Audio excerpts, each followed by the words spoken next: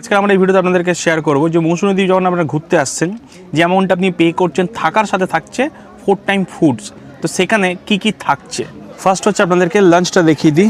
আমাদের প্রথম দিন হচ্ছে মৌসুমী দ্বীপে আসার সাথে ছিল হচ্ছে ওয়েলকাম ড্রিঙ্কস ডাব দিয়ে হয়েছিল। এখন আমরা লাঞ্চে বসে গেছি, একবার আপনাদেরকে দেখিয়ে দিই।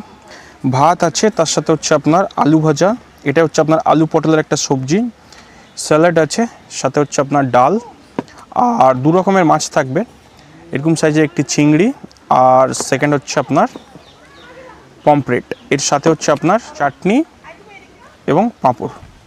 এটা হচ্ছে আমাদের লাঞ্চ। আর এরপরে হচ্ছে আপনার ইভিনিং স্ন্যাক্স থাকছে সন্ধ্যাবেলায়, ডিনার তো আছেই এবং পরের দিন ব্রেকফাস্ট। এই সব কিছু হচ্ছে আপনার থাকা খাওয়ার সাথে ইনক্লুডিং আছে। এই জায়গাটা হচ্ছে আপনারা রাত্রেবেলা ডিনার করতে পারবেন।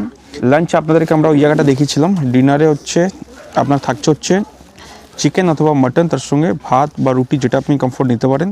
ভাত নিলে ডাল থাকবে, সঙ্গে আলু ভাজা তো আছে, পেঁয়াজও আছে। চিকেনটাই প্যাকেজের মধ্যে থাকছে, আর মাটন যদি আপনারা নিয়েছেন তো সেক্ষেত্রে 150 আরও এক্সট্রা অ্যাড হবে। আমরা মাটনটাই নিয়েছি। সকালের ব্রেকফাস্টে আমরা বসে গিয়েছি।